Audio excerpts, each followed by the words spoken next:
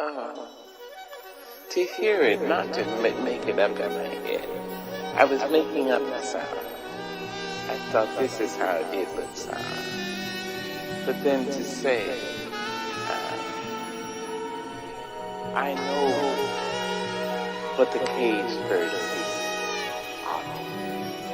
When the sun is bright on the upland slopes, when the wind blows through the springing grass and the river flows like a sheet of glass, when the first bird sings and the first bud opes, and the faint perfume from its chalice steals, I know what the caged bird feels.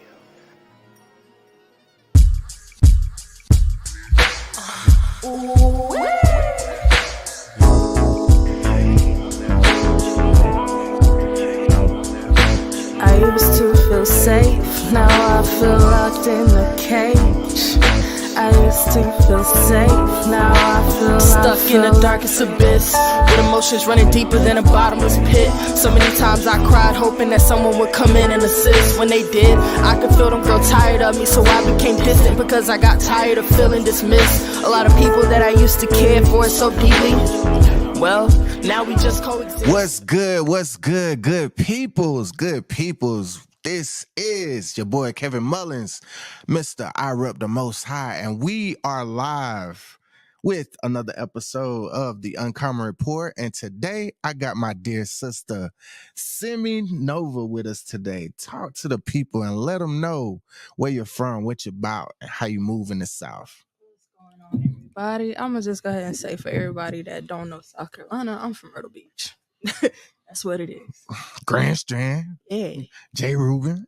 No. No, absolutely no. But yeah, you're from the Grand Strand area.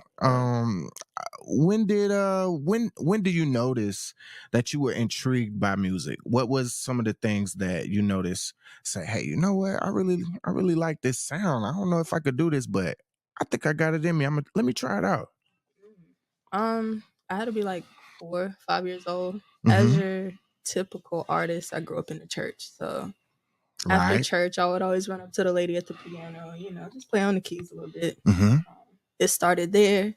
And then I say around the age of maybe 11, 12 years old, Nickelodeon had this show called The Naked Brothers, man. Bunch of little kids. A bunch of little kids just running around making music. So that's what made me start writing. Wow. So them Saturday mornings, watching them cartoon shows, really like that. Okay. Got you. When did you write your first rap or? I was in middle school, so I had to be like 13, 14 years old. Something like that. English class, we were working on poetry. And I remember the teacher, basically he called out my work because I had rhymed 2 words that didn't go together. So, so it started from there. And I didn't begin taking it seriously until I hit about 17, 18 years old. So he was one of these formal people that said these words got to rhyme in order for them to coincide and make sense. He was commending me for it. Oh, he was commending you. I thought you said he got on you. No. Okay. My bad. I was about to say, poetry and rap, they coincide together. So, yeah, most def. Can you take me through your songwriting process? How do you cultivate the ideas to flow on paper? Take me through that journey. What goes on? What is an indication or a ticker, you know what I'm saying, that says, hey, you know what? I need to write this. So a lot of the time I can be chilling doing my everyday thing. And I can be listening to instrumentals. And I know it's a banger either if it just comes to me and I can write it easily. Right. That's one way. Or sometimes I just have to sit down and be completely silent. Silence is how I receive a lot of my ideas. Meditation. We just heard that from another young brother, you know what I'm saying? That meditation. Well, since we on the topic, how does your spirituality relate to your music? Talk to us. Let us know how do you tie in the two between your spirituality and your artistic expression? How do you do that? So I try to take a lot of the lessons that I learned throughout spirituality and incorporate that into my music. Okay. So I'll say a lot of the time the music that I make, it's not necessarily for other people. Mm. So you It's not just for other writing music right now for yourself? I do. And it's easier to do it that way because I don't have to worry about, I guess, like the judgment of other people, Mm. and having other people's opinions influence what it is that I'm trying to do. I think that's a good space to be in though. You're taking the music really personal and you're also utilizing your gift to help you get through whatever it is that you're going through. But I got to let you know that there's another you out here somewhere else. So the people gonna hear it and then be Yeah. like, hey, I feel like your song was talking directly to me. You know And what I I'm saying? get that a lot. Like Right. right now I only have one song out. So Okay. What's the name of it? it's called Detonate. You can find it on all social platforms by Hey, make sure Simmy'Nova. y'all stream that up. But yeah, like doing the shows throughout the summer, a lot of people was like, hey, I relate to your music. And I'm just like, thank you. Like I don't it's a lot of just appreciation behind other people being able to understand my story. Mm. Man, and through the music, that's how you are able to have a voice and tell your story. So what you talking to us and you telling your story, started young in the church, Saturday morning with the cartoons, moving up, you begin to actually write and recite your music, and then you become, hey, I know I'm an artist and I'm going to do this. About what age were you whenever you said, hey, I'm going to take this serious and I'm going to give it all that I got?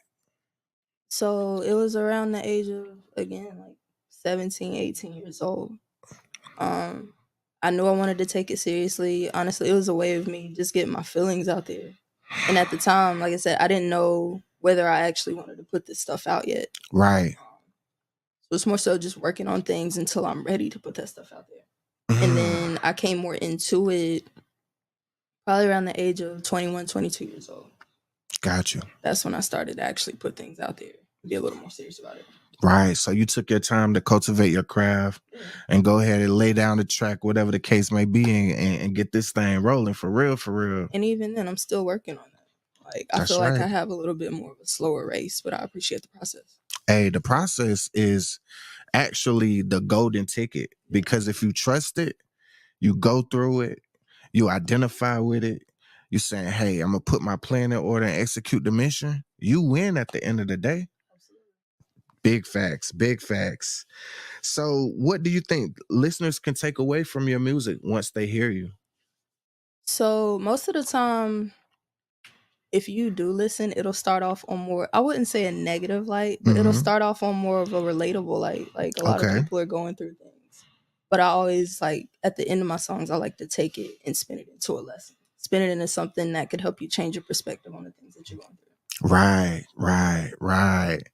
Give them that sense of light. Yeah. Absolute. So you want to produce the inspiration into the music. That's good. Tell me somebody that inspired you. God, I got a lot of people. Of course, Kendrick and Cole are at the top of the list. Okay. Rhapsody is a big one. Female artist is very, very underrated.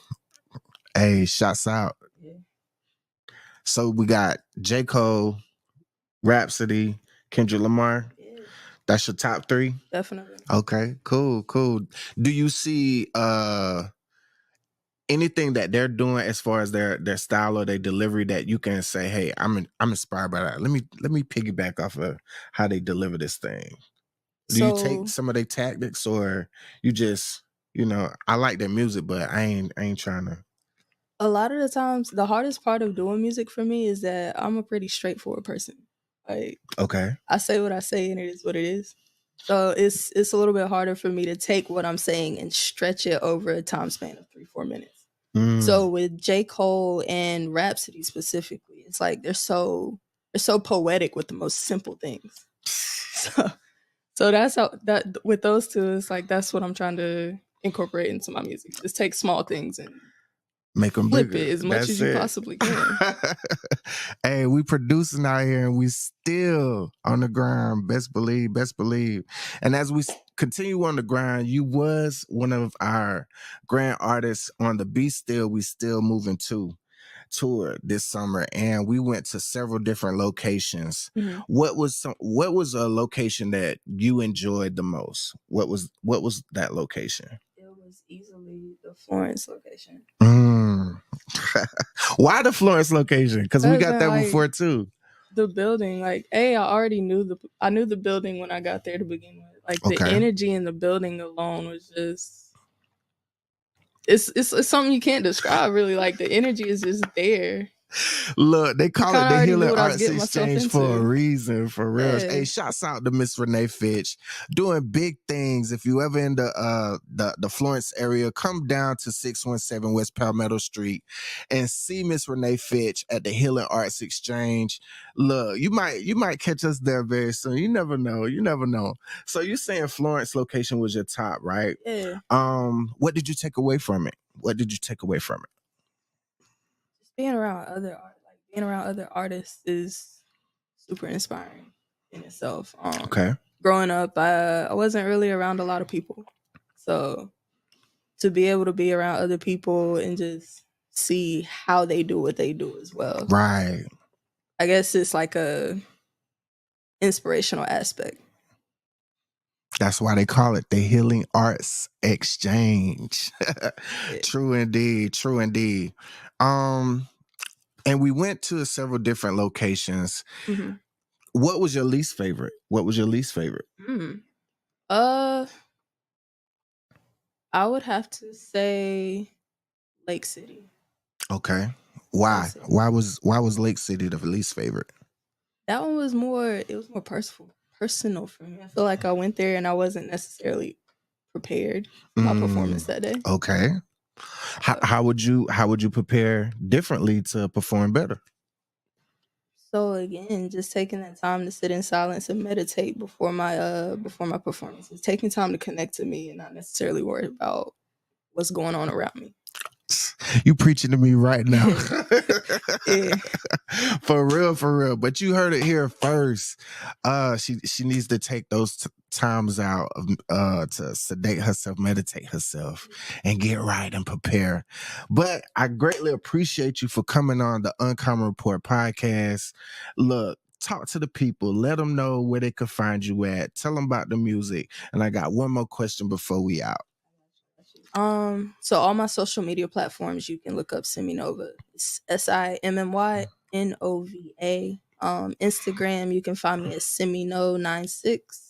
Same thing with TikTok and same thing with Facebook. Absolute. And tell the people, this is my last question, what it is that you have in store. So right now I'm working on a few singles. I'm actually taking time for the rest of the year to just let ideas come to me as they come.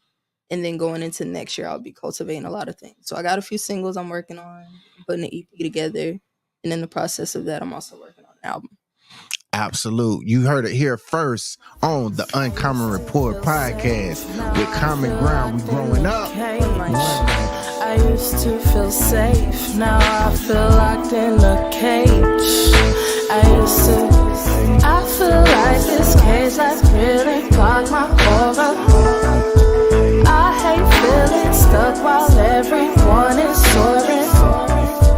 I've got deep emotions, I cannot ignore them.